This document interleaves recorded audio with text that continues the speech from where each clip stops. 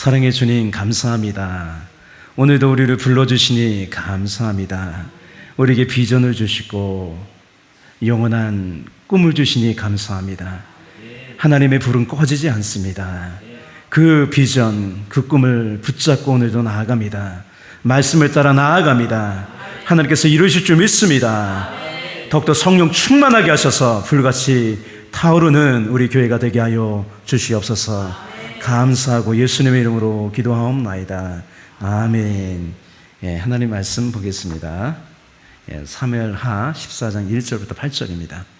우리 함께 읽겠습니다. 수르야의 아들 요압이 왕의 마음이 압살롬에게로 향하는 줄 알고 드고아의 사람을 보내 거기서 지혜로운 여인 하나를 데려다가 그에게 이르되 청하건대 너는 상주가 된 것처럼 상복을 입고 기름을 바르지 말고 죽은 사람을 위하여 오래 슬퍼하는 여인같이 하고 왕께 들어가서 그에게 이러이러하게 말하라고 요압이 그의 입에 할 말을 넣어주니라.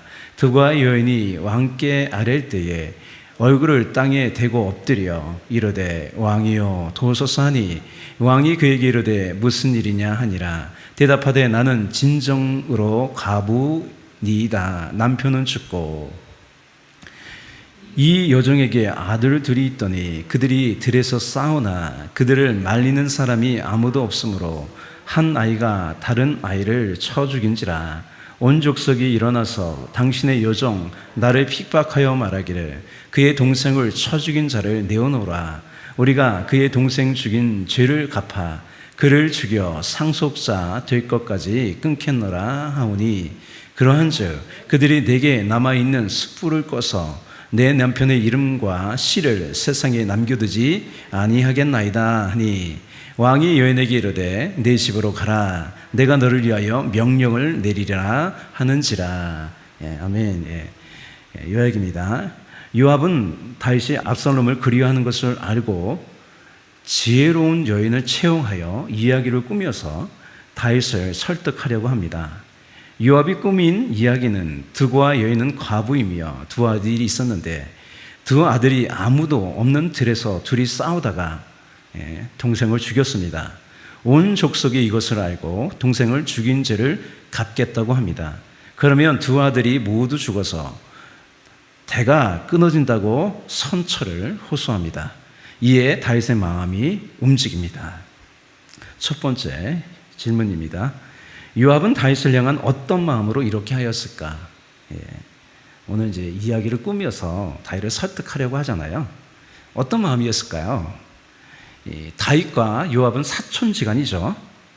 사울을 쫓겨 광야 생활을 시작할 때부터 지금까지 줄곧 다윗과 함께한 사람이죠. 그래서 누구보다 다윗의 마음을 알았던 사람이에요. 그의 삶을 알았던 사람이죠.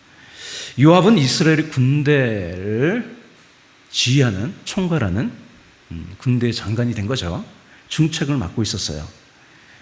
요압이 군대 장관이라는 그 제2인자에 올랐다는 것은요, 당연히 전쟁을 잘하는 용맹함도 있고 지략도 있고 특별히 사람을 잘 지휘하고 통제하는 그런 능력이 있었던 거죠. 한마디로 요압은요, 사람을 다룰 줄 아는 사람이었어요. 요압이 얼마나 이것에 능통한지 한때는요, 다윗 왕도요, 요압을 어떻게 하지 못했어요. 우리 본문을 봤잖아요. 그런데 사람을 다스리는 기술도요, 하나님 말씀보다 앞서지 말아야 됩니다.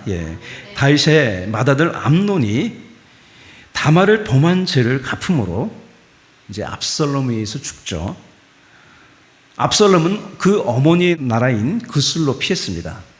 그렇게 3년이 지났고요. 다윗은 압살롬을 그리워하며 마음을 아파했어요. 다윗은 압살롬을 어떻게 해야 되는지 결정을 내리지 못하는 거예요. 이에 요압은 다윗을 설득하기 위해 말과 연기를 잘하는 지혜롭다고 하는데 그 드고아 여인을 고용한 거죠. 직설적으로 말하는 것보다 이렇게 간접적으로 설득하는 것이 다윗에게 효과가 있을 것이라고 생각한 거죠. 과연 다윗에게 어떤 효과가 있었을까요? 두 번째 질문이에요. 요압의 설득이 합당한 것인가? 요압이 오늘 다윗을 설득하는데 그게 합당한 것인가를 좀 알아볼 필요가 있습니다.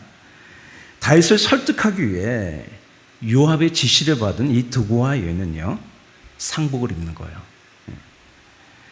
그게 뭐예요? 다윗의 상을 빗대어서 연기하는 거죠. 자신은 과부며 두 아들이 있었는데 아무도 없는 들에서 싸우다가 이제 형이 동생을 죽인 거예요. 이에 온 백성들이 이 여인을 찾아와서 말하는 거예요. 이렇게 말하죠. 온 족속이 일어나서 당신의 여종 나를 핍박하여 말하기를. 핍박한대요. 그의 동생을 쳐 죽인 자를 내놓으라. 우리가 그의 동생 죽인 죄를 갚아 그를 죽여 상속자 될 것을 끊겠노라 하오니. 여기서 온 족속은 친족을 말하는 거예요. 온 나라 사람이 아니라 친족을 말하는 거예요. 친족 사람들이 살해난 아들을 내놓으라며 당당하게 요구할 수 있었던 법적 근거는 뭐냐면, 모세 율법에는요, 피해 보복자 율법이 있어요. 제도가 있어요. 고의든 과실이든 사람이 죽었을 때 피살자와 가장 가까운 친족은요, 살인자를 찾아내어서 합법적으로 복수할 권리와 의무가 있었습니다. 또 이들의 속내는 뭐냐면, 친족들이 율법대로 이 남은 아들을 죽으면 그 재산은 누구에게 돌아가요? 가까운 친족에게로 돌아가는 거예요. 그런 마음도 있다는 거예요. 그래서 이 여인은 자신이 가진 그 마지막 남은 아들을 죽이려고 한다고 다윗에게 호소하는 거예요. 다윗의 마음이 조금 움직인 것 같아요. 여러분, 율법에 따르면 가부의 남은 아들이 처형을 당하는 것이 맞아요. 죽어야 돼요. 그런데 가부의 슬픔을 보면 안타깝고 친족들의 악한 의도를 보면 율법대로 하지 말아야 할 것 같아요. 다윗은 우선 당장 처분을 내리지 않아요. 아들과 함께 집으로 가서 처분을 기다리라고 해요. 근데 오늘 보면 이제 여인이 또 말하거든요. 내일 보겠죠. 그러면서 자신의 처지가 생각났을 거예요. 이것이 요압이 설득하고 싶은 내용이었어요. 여러분, 율법에 따르면 압살롬이 누이 다말의 일로 원한을 갚았다 할지라도 압살롬의 행위는요, 단순 실수가 아닙니다. 단순 실수면요, 부지 중에 그런 거면 도피성교를 피할 수 있는 그 율법이 있잖아요. 죽음을 명케 되는 거죠. 이 압살롬의 행위는요, 철저하게 계획된 고의 살인이었기 때문에 원래 받아야 했던 법적 처분은 사형이었습니다. 그런데 저는 그렇게 생각해요. 다윗이 다말의 억울함을 풀어주지 못해, 정상적으로 법이 작동하지 못해 그런 것이라 정상 참작이 될 거라고 저는 생각돼요. 감형이 될까요? 그건 모르겠습니다. 그렇다면 동생을 강제로 범한 암논은 어떨까요? 암논의 죄는 뭘까요? 신명기 22장에 따르면요, 성 안에서나 들판에서 여인의 의사에 반하여 강제로 욕보인 자는 반드시 돌로 쳐 죽이도록 되어 있어요. 법이 강합니다. 여러분, 법이 강해야 돼요. 그래야 마음대로 죄를 짓지 않습니다. 다말이 분명히 거부 의사를 밝혔으나 암논은 힘으로 억눌렀으면 이는 명백한 사형사유입니다. 만약 다윗이 암논이 자신의 아들일지라도 법을 공의롭게 적용하여 그에 상응한 처벌을 했더라면 나라의 공의도 세우고요, 두 아들을 잃는 비극이 없었을 것이에요. 다윗이 침묵한 결정적인 이유는 우리가 계속 보아왔듯이 과거에 지은 죄가 있기 때문이에요. 자기도 똑같은 성범죄를 저질렀고요, 살인죄를 저질렀기 때문에 그 약점이 있었기 때문에 명분을 상실한 거죠. 자신의 자녀이기에 선뜻 율법에 따라 판결하기는 쉽지 않았을 거예요. 그럴지라도 암논의 죄를 처벌했어야 했어요.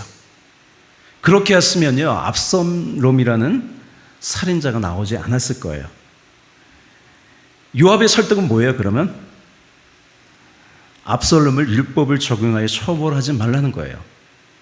호소는 뭐냐면, 언뜻 자비와 긍휼로 포장되어 있지만 실상은 하나님의 율법을 우회하고 타협하게 만든 인본주의적 설득이었다는 거예요.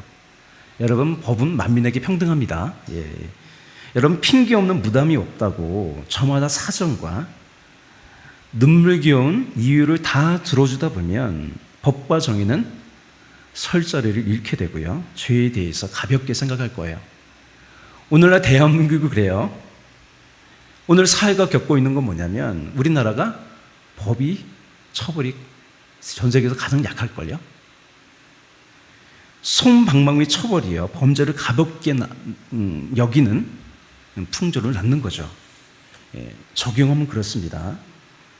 여러분, 하나님의 어미하심을 보십시오. 결코 죄를 얼렁뚱땅 넘기지 않아요. 하나님은 법을 깨트리거나 타협하지 않으셨어요. 우리의 죄를 대속하기 위해서 독생자 예수님의 십자가에 매다셨어요. 얼렁뚱땅 넘기는 게 아니에요. 전가하셨어요, 우리의 죄를 다. 그래서 십자가는요, 단순히 사랑만을 보여주는 곳이 아니에요. 하나님의 공의가 증명되는 자리입니다. 그래서 우리가 이 말씀을 적용하면 어떻게 되냐면 우리는 인정에 끌려 하나님 말씀과 타협하지 말고 말씀을 따라가야 됩니다. 예. 예수님은 자신을 따르는 제자에 대해서 이렇게 말씀하셨어요. 이 말씀 볼까요? 아버지나 어머니를 나보다 더 사랑하는 자는 내게 합당하지 아니하고 아들이나 딸을 나보다 더 사랑하는 자도 내게 합당하지 아니하며. 예, 여러분, 인정에 끌리지 말고 말씀대로 사십시오. 예. 그러면 가족을 잃어버리는 것이 아니라 오히려 가족을 얻게 됩니다. 예, 그게 예수님 말씀이죠. 여러분, 인정에 끌리지 말고 성령의 충만함을 받으십시오. 예, 성령 충만밖에 없는 것 같아요, 저는.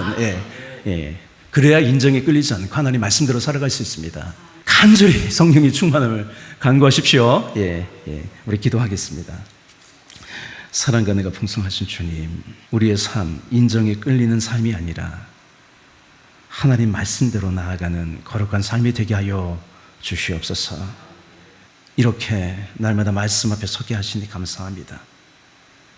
내가 먼저 가지 않고 언제나 말씀 따라가는 아름다운 인생 되게 하여 주시옵소서. 그래서 형통한 인생 되게 하여 주옵소서. 하나님 뜻이 이루어지는 인생 되게 하여 주시옵소서. 인정에 끌리지 말고 성령 충만하게 살아가기 원합니다. 오늘도 성령 충만하게 하여 주시옵소서. 감사하고 찬양하며 우리 주 예수 그리스도 이름으로 기도하옵나이다. 아멘.